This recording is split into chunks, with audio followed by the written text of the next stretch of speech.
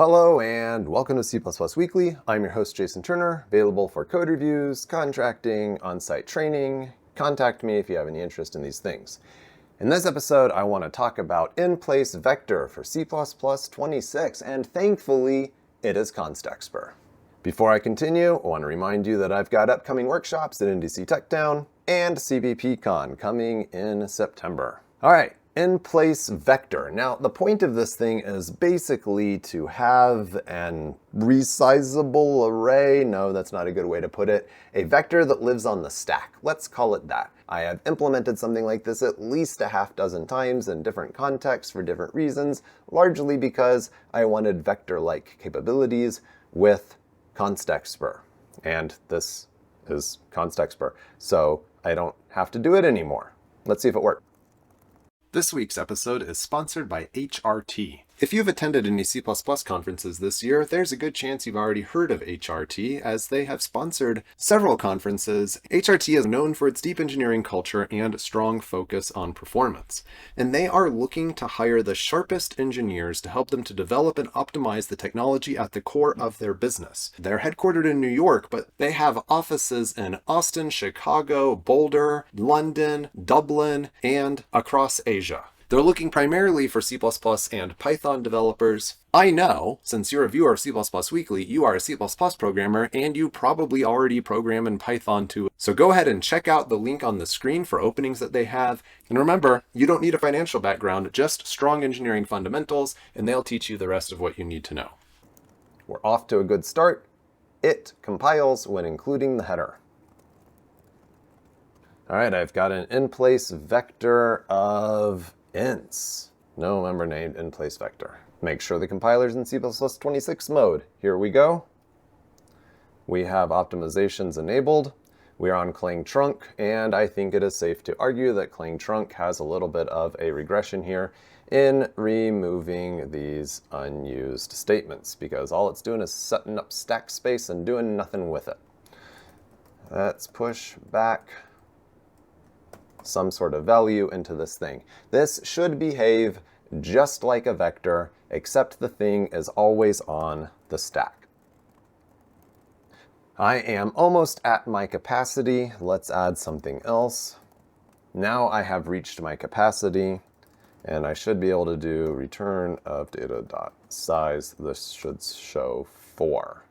Let's do this. Data of capacity minus data.size. And out of curiosity, let's switch to GCC and see if this can compile just as well. It can. I'm still kind of surprised that it didn't optimize all of this away, honestly, because it's all on the stack. Let's initialize the thing and see if we can do list initialization with it. I can do list initialization, and I see that 0 is being returned. Let's remove that. Let's take a quick look at the header file. We have a constructor that takes potentially a range, potentially initializer list. Its destructor is defined as being trivial if the things that it's containing is trivial. It's trivially move constructible, it's trivially copy constructible. So this should be good. Assign range, assign. It looks and feels like everything that you would expect from a C++ vector. So let's overflow the range and see what happens to this thing. Allocate exception bad alloc. Okay, so we're going to get an actual exception thrown from this thing saying that we can't overflow the capacity. The capacity can't grow, so it's an out-of-memory error. Interesting. Let's, out of curiosity, put this into a const-eval block like we were just playing with and see if the latest version of GCC supports this. It does. And I get uncaught exception of type bad alloc. This is a compile time error, that there's an uncaught exception. I'm allowed to throw and catch at compile time in C++ 26. All right, so I just swallowed the exception here at compile time. I have no idea if this is going to do what I want it to do. Request remember size in what is of non-class. Okay, so it's a const character pointer. I can't just use that. What happens If I say no, it's okay, really, I want a string view, which should be compatible. Yeah, okay, I can see that. All right, so that's not going to work. Well,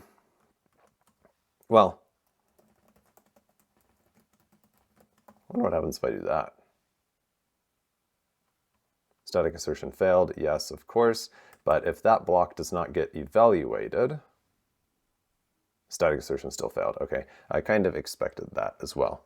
All right, well, anyhow, you can see that we now have something that lives on the stack, behaves exactly like a vector, and can actually do things like throw and catch exceptions in C++26 mode, and then there's this whole const eval block thing. There's a lot coming in C++26.